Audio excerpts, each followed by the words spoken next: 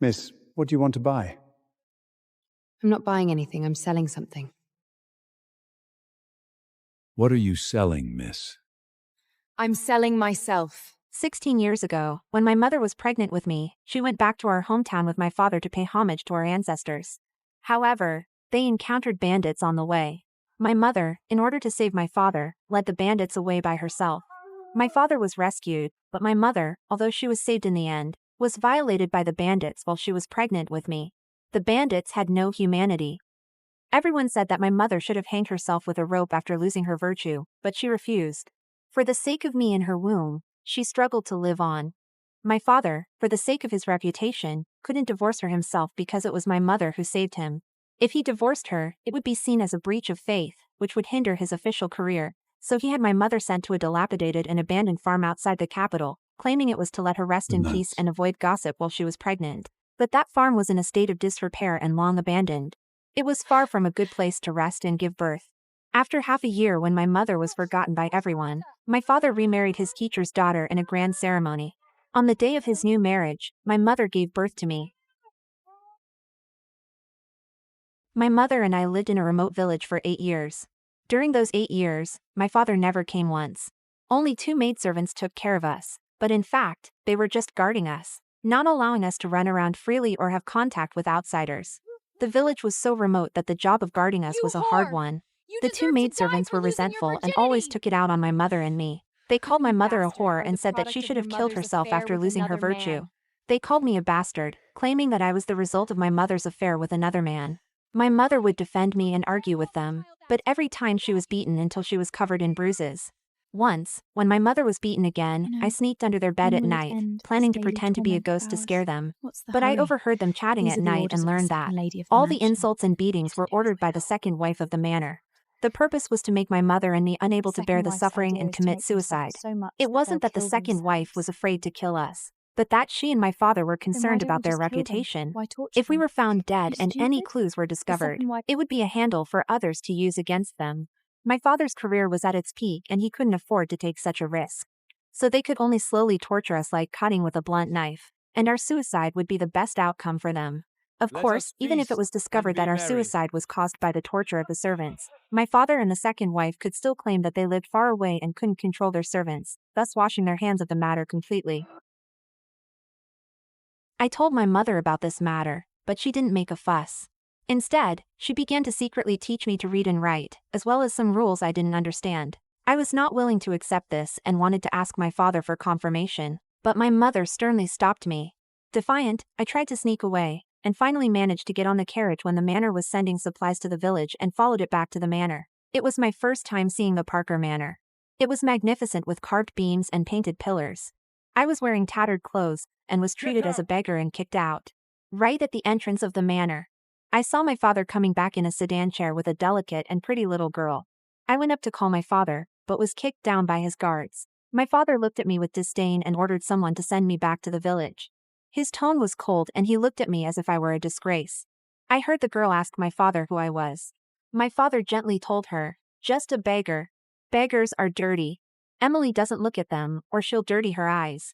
Later, I learned that the girl was the daughter of the second wife, named Parker Emily. At only 7 years old, she was already renowned for her talent and was my father's pride.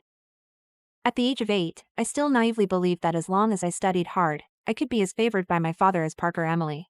So I studied hard with my mother. As I grew older and more beautiful year by year, my mother's brows became more and more furrowed. She didn't allow me to dress up. To prevent the 2 nannies who guarded us from noticing my appearance, she even made me deliberately look ugly. On the day of my coming-of-age ceremony, my mother said something to the nannies in charge of us, and they actually took her back to the manor. But it was only half a day before my mother returned. She came back very sad. I didn't know what had happened to her in the manor. My mother didn't tell me anything, but just kept teaching me the 4 arts of music, chess, calligraphy and painting, as well as needlework. Not long after, my mother committed suicide without any warning. She left a suicide note filled with her own remorse, saying that she had defiled herself and didn't deserve to live. I didn't believe what was written in my mother's note, nor did I believe she had committed suicide. I fought with the 2 nuns who were guarding us, thinking they had forced her to do it, but they knocked me unconscious. When I woke up again, I rushed out of the estate and went to the county magistrate's office to ask for an autopsy. The result was that my mother had indeed committed suicide. The nuns guarding us told me, "Stop causing trouble. Your slut of a mother committed suicide." She made a deal with the Grand Tutor and the Second Lady. Her suicide saved the face of the Parker family. In exchange, you'll be given a good family to marry into. The Second Lady is kind-hearted and has already found a good match for you. He's a lame widower who slaughters pigs. It's your good fortune to be able to marry him. Get ready, he'll come to take you in a few days.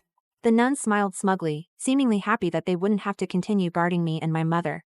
This time, I didn't make a fuss or cause a scene. The two nuns thought I had resigned myself to my fate. But little did they know that in the middle of the night, after they fell asleep, I carried my mother's body and ran away. When I reached the capital, the brown was already high in the sky. I carried my mother's body to the Parker residence, determined to seek justice for her from Parker Michael. When I arrived at the gate of the Parker residence, I saw a long wedding procession coming out, a true 10 miles of red, extremely grand. I heard the people around me talking. It turned out that my dear sister, Parker Emily, was going to the palace today to accompany the emperor and become the new emperor's concubine. I saw my father standing at the gate to see her off, his face full of joy. Those officials were saying all kinds of flattering words to him. I saw a look of pride on his face. It was obvious that my mother's death had no effect on him at all. It was even a cause for celebration. I stood in the crowd, carrying my mother's body, and just watched quietly. The silver coins and candies thrown by the servants and maids hit me, but I felt no pain at all. I clenched my hands tightly, my nails digging into my palms. I silently swore that I would avenge my mother. I would make Parker Michael and everyone in the Parker residence pay for her death. The Treasures Building is the largest auction house in our dynasty. Here, there are all kinds of rare treasures in the world.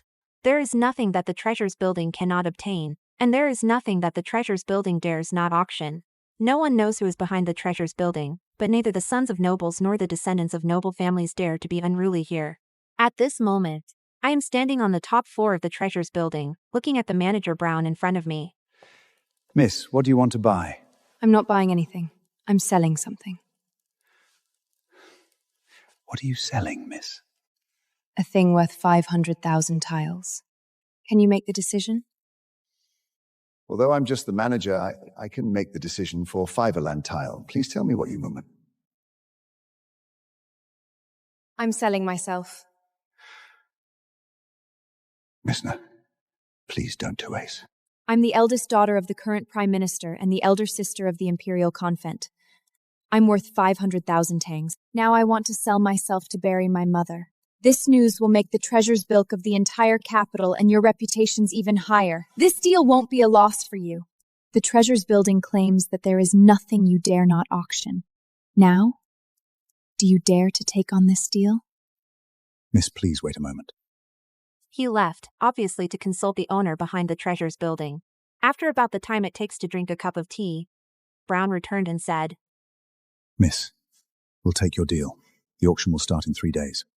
Before the action, I hope the Treasures Hill can for me do thulang things. Please tell me how, Jet. The first thing's probably the new is that I'm selling myself to bury my Mutsun. And the new is that I'm Cheik of Alstanur and the Dave yin be known who are throughout the Sud, even in the Imperial Hallis. The second thing is to protect me for 3 days. During these 3 days, no matter who puts pressure on the Treasures Bill, you must not cancel this auction or hand me over. I said to Brown. Miss, you're going to have a life and death struggle with the Prime Minister. But the Treasures Building agrees. I smiled. Of course. Although Parker Michael is the top minister and has countless people fawning over him, there are still people who want to see him lose face. On the day of the auction, I want to make Parker Michael the laughingstock of the entire capital. But what I want is not just to make Parker Michael lose face. I want to seek justice for my mother.